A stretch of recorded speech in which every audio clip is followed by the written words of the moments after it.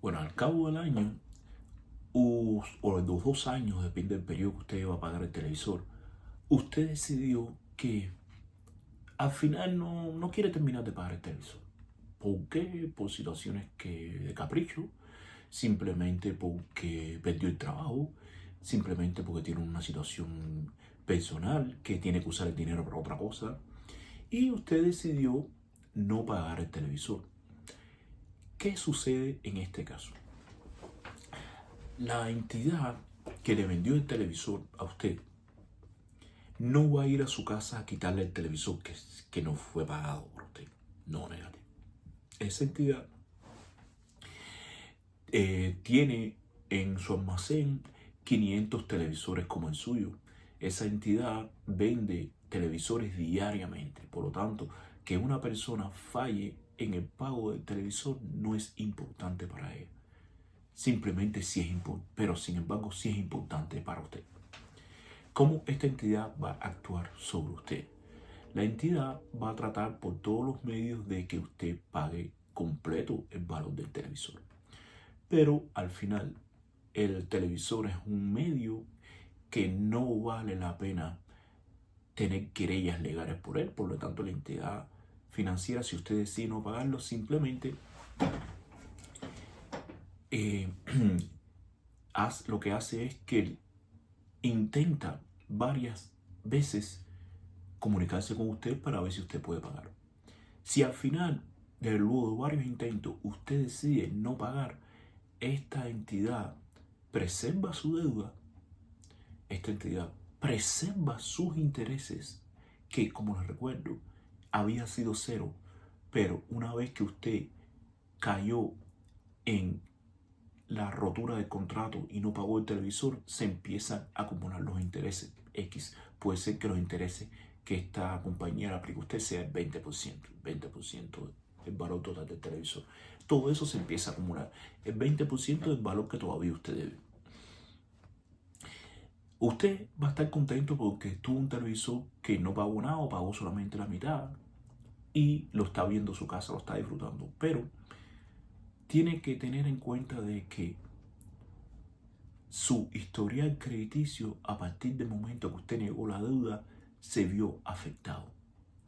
Esta entidad bancaria financiera lo que va a proceder después de intentar varias ocasiones en recuperar su dinero es proceder a reportar su nombre a la entidad crediticia de la nación.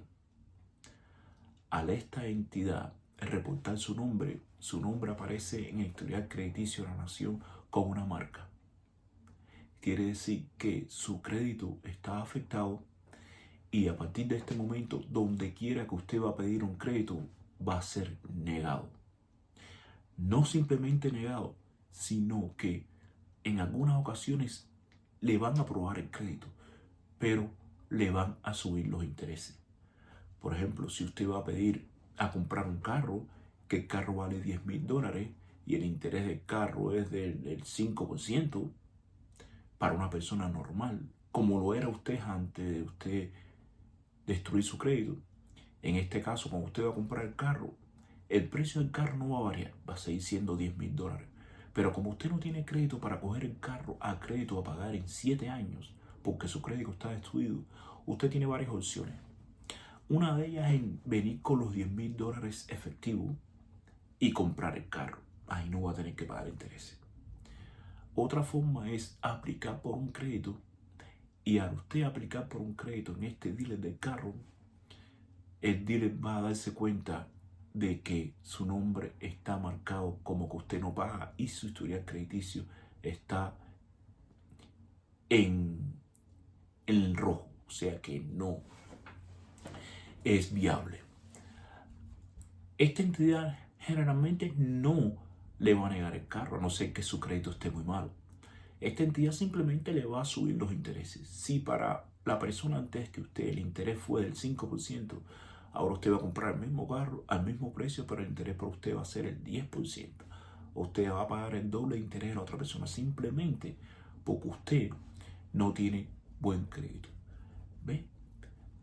Ahí radica la importancia de conservar un buen crédito para el individuo. Si no tienes buen crédito, Recuerden, si usted evita pagar sus deudas, las deudas no desaparecen. Las deudas se mantienen y los intereses se siguen acumulando.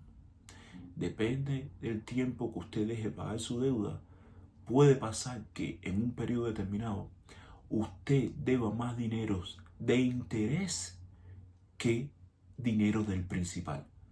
En este caso, el refrigerador le costó $4,000 a 0 interés o a un 2% de interés. Si usted no pagó el televisor, esos $4,000 van a estar siempre ahí. Sin embargo, los intereses se van a multiplicar. Si usted dejó de pagar el televisor durante 10 años, ya ese televisor número 1 ya no sirve.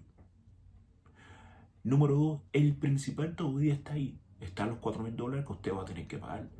Pero los intereses se han subido y se han ido acumulando tanto que de interés usted posiblemente deba $4,000 y de televisor $4,000. Al final el televisor le costó $8,000. Aunque usted no lo pague, ese dinero está a su nombre.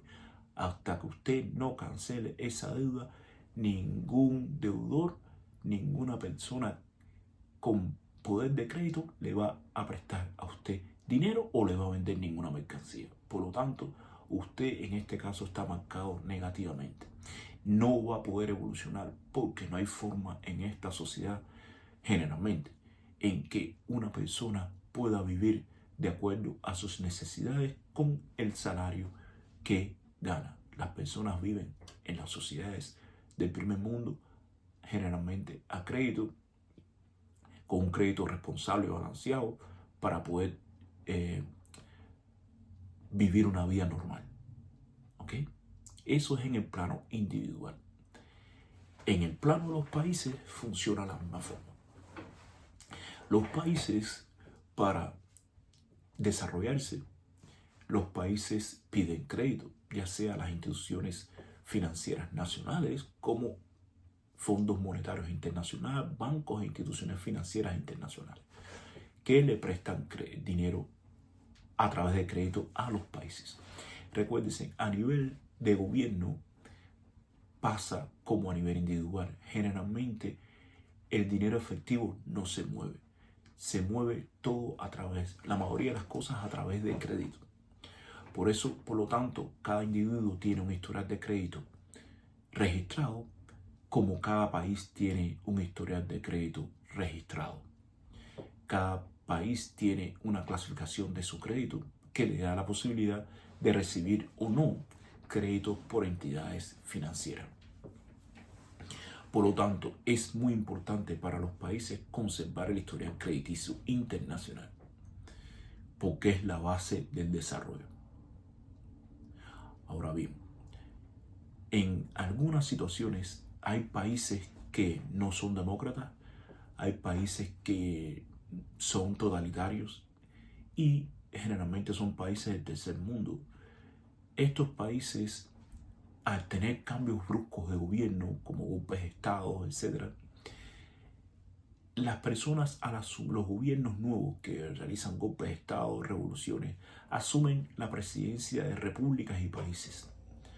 Pero ellos asumen que al iniciar un gobierno nuevo, se cancela la deuda vieja. Y no saben que la deuda está arraigada al ADN de cada país. No importa si usted dio un golpe de Estado en Jamaica y a usted ahora es un gobierno nuevo, la deuda que el gobierno de Jamaica tenía antes de usted dar el golpe de Estado, ahora le pertenece a su gobierno. El dinero que uno pide, tiene que pagarlo. Es igual que el caso de una persona que se case con una señora que tenga hijos previamente a su relación. Si esa señora tiene hijos pequeños y usted se casa con esta señora, usted, con esta mamá, usted, a la vez que firma un contrato de matrimonio con esta señora, usted a la vez es responsable de sus niños pequeños o menores de edad. No hay forma de que usted pueda firmar un contrato con su esposa, que es madre anterior, y que usted elimine a esos niños de su vida. Usted es responsable de lo que esa persona trajo a la relación, como son sus hijos. Lo mismo pasa en el plano nacional. En el plano nacional, a la vez que tomamos el poder del gobierno, nos hacemos cargo de la deuda anterior del gobierno. Y con la deuda también nos hacemos cargo de los intereses. Vamos a tomar el ejemplo, como les decía, del gobierno de Cuba. ¿Qué sucedió? Empezaremos con una parte histórica rapidito, no quiero aburrirlos, pero solamente para que encajen esta parte histórica y financiera, que es muy importante para poder entender por qué Cuba está en la situación económica que está ahora, obviando las partes del comunismo. Todo tiene que ver con dinero. En el 1940 se crea la Constitución de Cuba. Esta Constitución de Cuba de 1940 es la constitución, en ese momento fue la constitución más avanzada de América y una de las más avanzadas del mundo. Una constitución fenomenal, fantástica. De hecho, se está jugando porque una vez que el régimen de Cuba caiga, se adopte la constitución de 1940 con algunas enmiendas. Es una constitución muy democrática. O muy democrática. Bueno, en el 1940 surge la constitución, que se crea la Constitución de Cuba.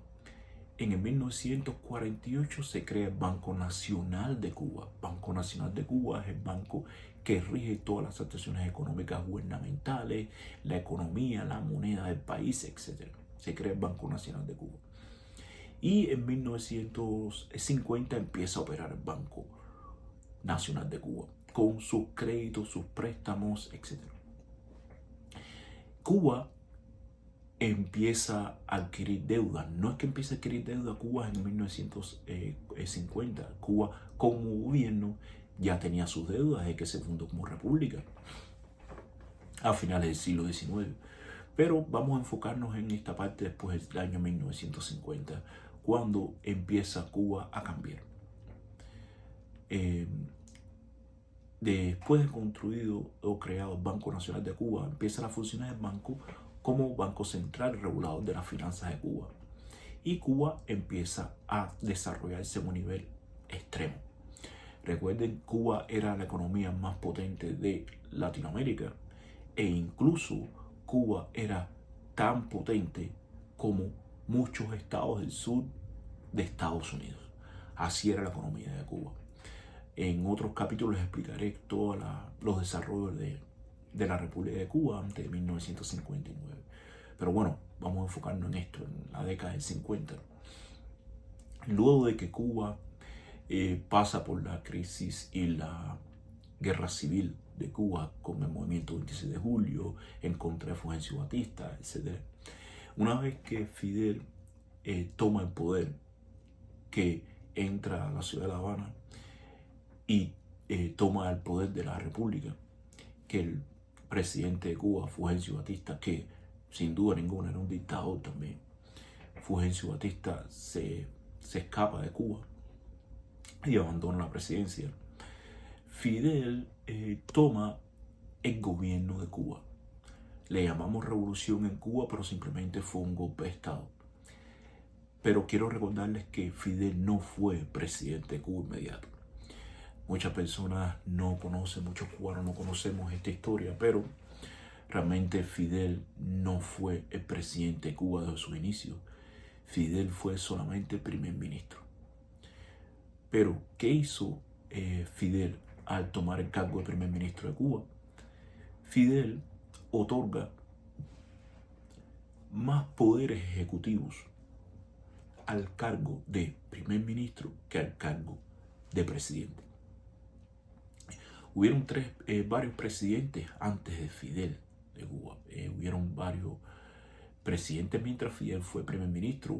Los dos presidentes más renombrados, reconocidos, fueron Urrutia, que fue en 1959, y estuvo Dorticó, que estuvo en Cuba hasta el año 76.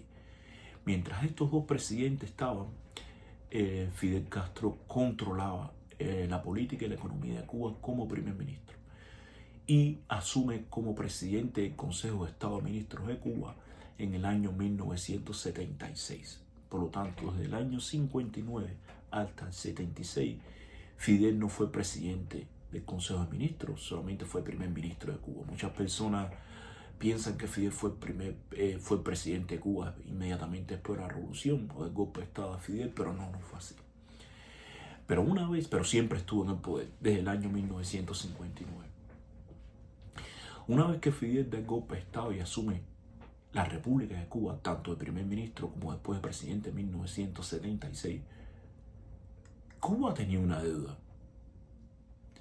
Y al asumir en 1959 la República de Cuba, todas las personas que le habían prestado a Cuba, todos los bancos, todas las instituciones internacionales, siguieron asumiendo de que el nuevo gobierno de Cuba iba a honrar las deudas pasadas de Cuba, como siempre sucede.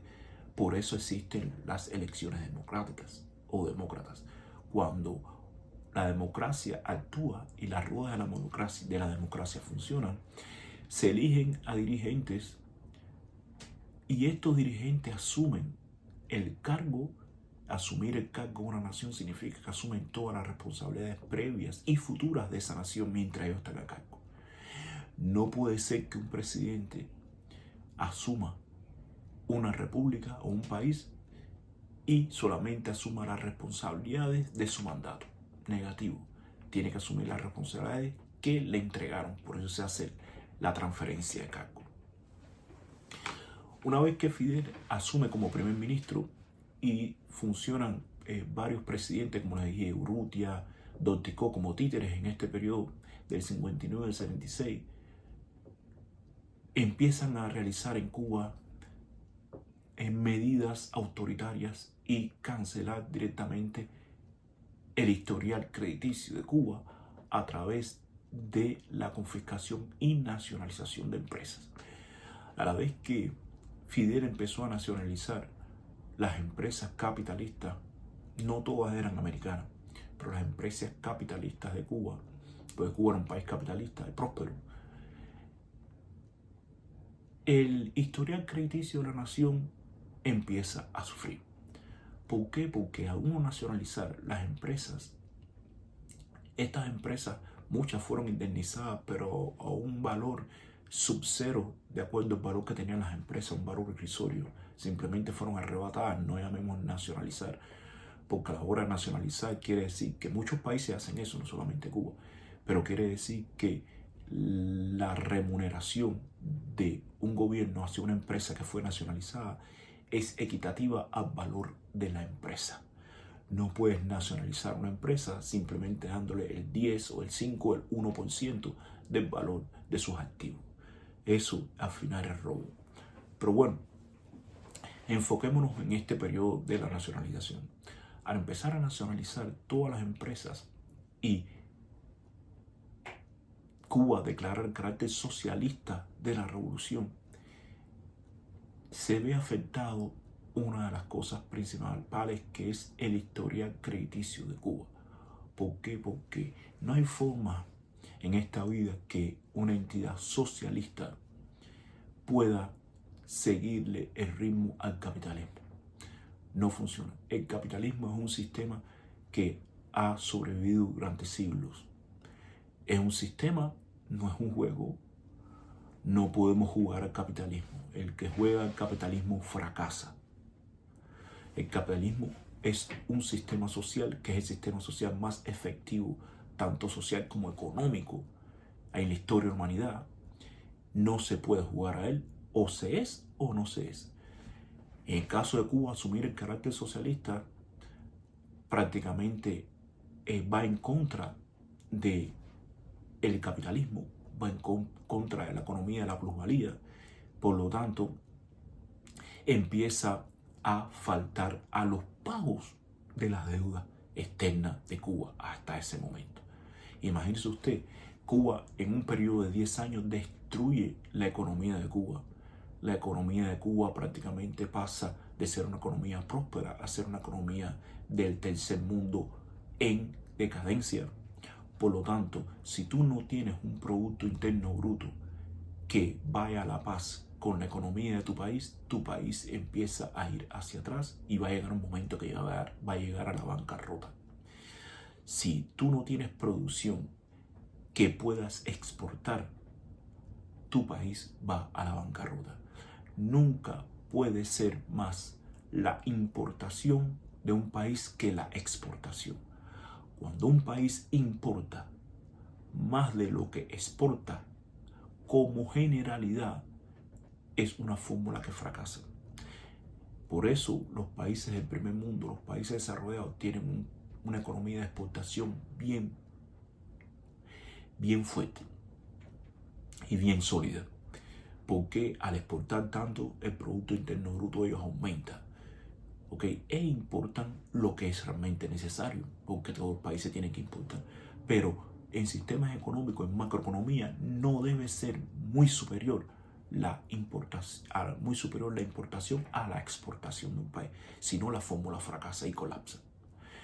A Cuba no producir prácticamente en nada, porque al tú cancelar la economía capitalista y tú nacionalizar todas las empresas, quiere decir que todo eso pasa a nivel popular o a nivel de la economía socialista.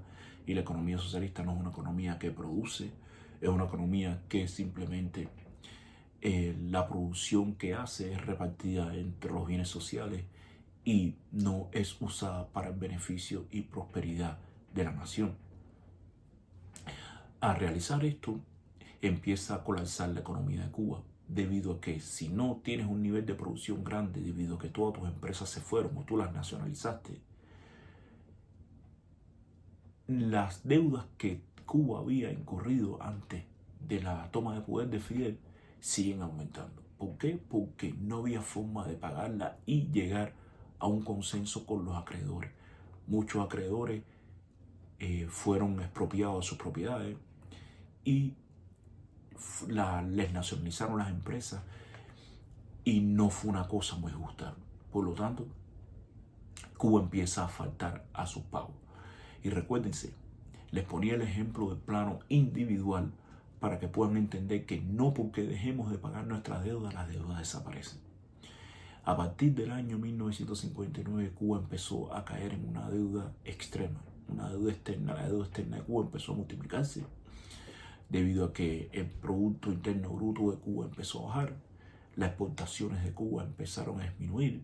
Por lo tanto, la primera acción de Cuba, en vez de honorar la deuda y reestructurarla, fue declarar a Cuba socialista en el año 1961, cuando no era lo que Cuba pensaba, y unirse directamente a la Unión Soviética. Este movimiento de unirse Cuba a la Unión Soviética fue más bien un movimiento de conveniencia del gobierno de Cuba, gobierno nuevo de Cuba, debido a que por todas las situaciones de la Guerra Fría, Rusia no tenía ningún activo en el área para poder espiar y controlar a los Estados Unidos. Por lo tanto, al Cuba convertirse en una revolución socialista, se alía inmediatamente a la URSS en aquel momento, y la URSS empieza a utilizar a Cuba como un activo de contrainteligencia militar contra Estados Unidos solamente a 90 millas.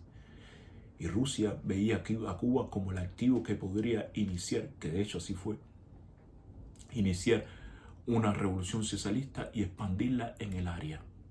Al expandir la revolución socialista en el área, eso iba a desestabilizar en el área y iba a afectar indirectamente a Estados Unidos como potencia. Y era la función principal de Rusia. En cambio, Rusia le ofrece a Cuba todo el apoyo económico y financiero que Cuba necesitaba. A Cuba verse con esta ventaja de tener un gobierno que la soportaba, que la apoyaba monetariamente, un gobierno potente, Cuba, en vez de desarrollar su economía, Cuba se duerme en los laureles y se recae en la ayuda de la Unión Soviética y del CAME, que era el Comité de Ayuda mutua económica.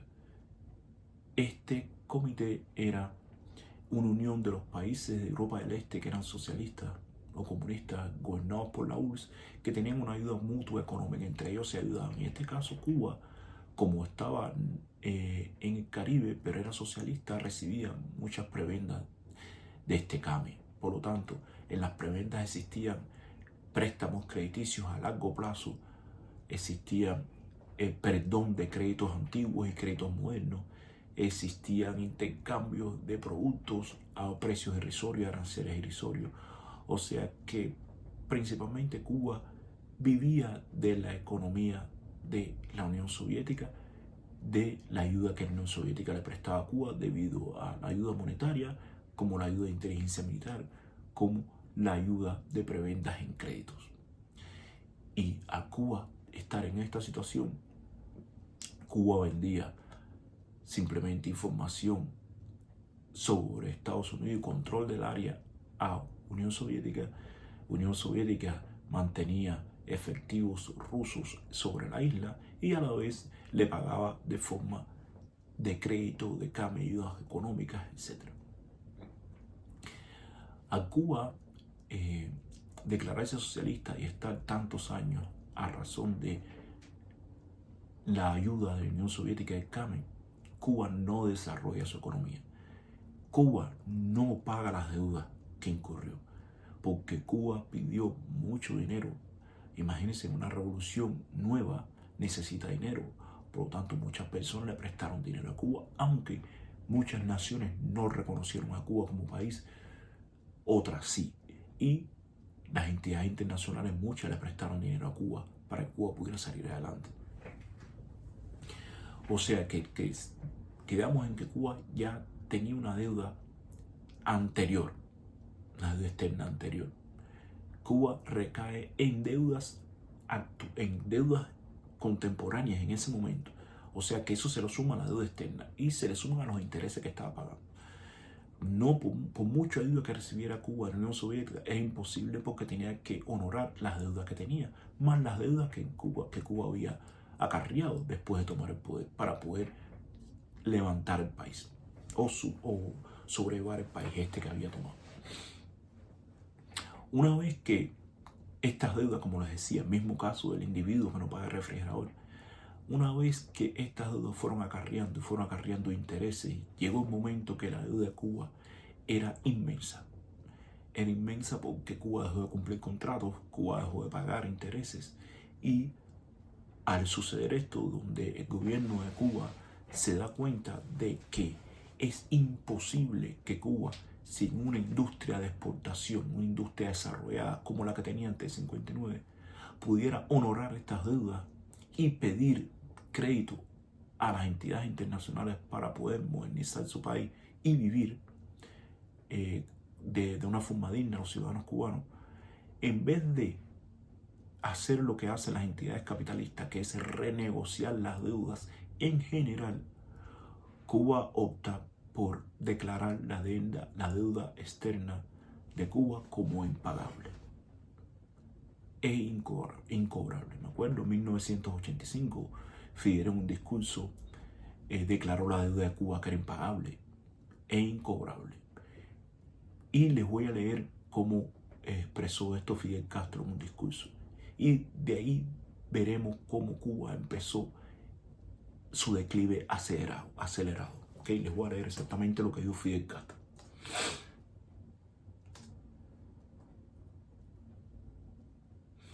Bueno, aquí está lo que dice Fidel Castro en el discurso. Esto fue un discurso en La Habana en agosto de 1985. No hay posibilidades reales de que el pueblo latinoamericano y caribeño se responsabilice por el peso del pago de las deudas colosales contraídas por nuestro gobierno. Ni siquiera es viable continuar pagando los altos intereses a expensas del sacrificio de nuestro desarrollo y bienestar. El problema de la deuda, antes de ser financiero, es fundamentalmente político y como tal debe ser encarado. Lo que está en juego no son las cuentas de los acreedores internacionales, sino la vida de millones de personas que no pueden sufrir permanentemente amenazas de medidas recesivas y del desempleo que traen la miseria y la muerte. Fin de la puta. O sea, en este agosto de 1985, Fidel declara que la deuda es incobrable e impagable y decide que Cuba no la va a pagar. En el mundo financiero, es el peor error que podemos cometer. Porque, como nos decía en el plano individual, inmediatamente que uno declara que no va a pagar la deuda, lo que hacen es ponerle su nombre en el historial crediticio negativo del país. En este caso, el historial de crediticio de Cuba se fue al piso internacionalmente, porque Cuba decidió no pagar el dinero que debía. Al final, todavía están en litigio muchos billones de dólares de Cuba debe a diferentes entidades. E incluso muchas entidades financieras internacionales le han perdonado deudas a Cuba. Pero como Cuba está en una crisis tan fatal, no hay forma de que Cuba pueda pagar ni siquiera el principal de la deuda que debe. Debido principalmente a la decisión de Cuba de declararse socialista, a la decisión de Cuba de embargar todas las propiedades de los capitalistas que existían en Cuba y de Cuba tener un gobierno totalitario. Todo empezó a caer en declive. Pero en este agosto del 85, como decimos en cubano, el gobernante de Cuba, Fidel Castro, le puso la tapa al pomo al declarar que Cuba no iba a pagar su deuda. Inmediatamente todos los acreedores internacionales comenzaron demandas y comenzaron a exigir el pago del dinero que se le debía. ¿Por qué? Porque el comunismo se ve al capitalista como una persona mala. Y les digo, en el punto de vista de la historia de la humanidad, entre el comunismo y el socialismo no hay comparación. El capitalismo, entre el comunismo y el capitalismo, les digo, el capitalismo es el único sistema que ha levantado a las personas de la pobreza. Es el único sistema donde las personas pueden, con su trabajo y con su esfuerzo, lograr ser lo que quieran y lograr a tener un sueño para ellos y para su familia. El bienestar está en el capitalismo, no está en el comunismo, no está en el socialismo. De hecho, todos los países comunistas y socialistas hoy por hoy pertenecen al tercer mundo. Obviando China, China tiene un sistema de comunismo completamente diferente, que aún así es un sistema totalitario, que por eso ha llegado a ser la economía y la potencia que es hoy. Pero si no fuera por el sistema totalitario y la población china, China fuera un país del tercer mundo también. La mayoría de los países socialistas están en declive y en bancarrota. Ahora bien, una vez que Fidel dice esto, todos los acreedores empiezan a demandar a Cuba y a reclamar el pago de su principal y su interés. Fidel dijo que no y los acreedores no tienen acceso a Cuba. ¿Cómo funcionan los países? Los países generalmente no se declaran como un pago de las deudas porque los países tienen activos alrededor del mundo. Y si usted es un país y no le paga a una compañía americana, Estados Unidos bloquea todas sus acciones y sus negocios en Estados Unidos, por lo tanto usted pierde más. Pero en el caso de Cuba, como es un país centralizado y es una isla y es comunista, Cuba no tenía activos fundamentales reconocidos en una parte del mundo, por lo tanto ningún país puede tomar acciones sobre activos de la República de Cuba. Por lo tanto, ellos dan su dinero como perdido. Pero el dinero, como les decía, sigue ahí y los intereses siguen acumulándose. Cuba hoy por hoy debe varios billones de dólares y varios millones de dólares solo en intereses que siguen acumulándose la deuda. Por esa razón, Cuba está en bancarrota. Por esa razón del gobierno comunista de Cuba de declarar que la deuda era impagable e incobrable, Cuba está como está. Cuba debe más dinero que lo que Cuba produce.